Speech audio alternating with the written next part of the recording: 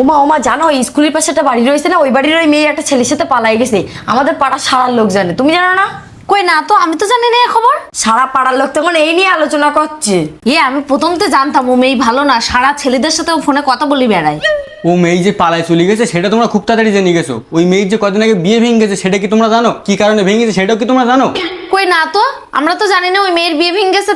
তাই তো, এইসব খবর আর রাখবা কেন তোমরা?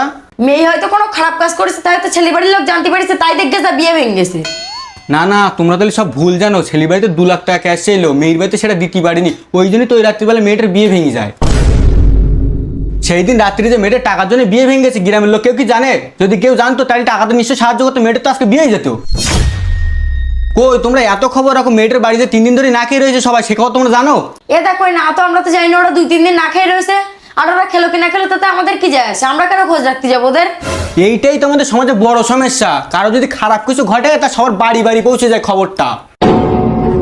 আর যখন কারো পরিস্থিতি খারাপ থাকে তার পাশে এসে কেউ দাঁড়ায় না, তার কথা এভাবে ছড়ায়ও না।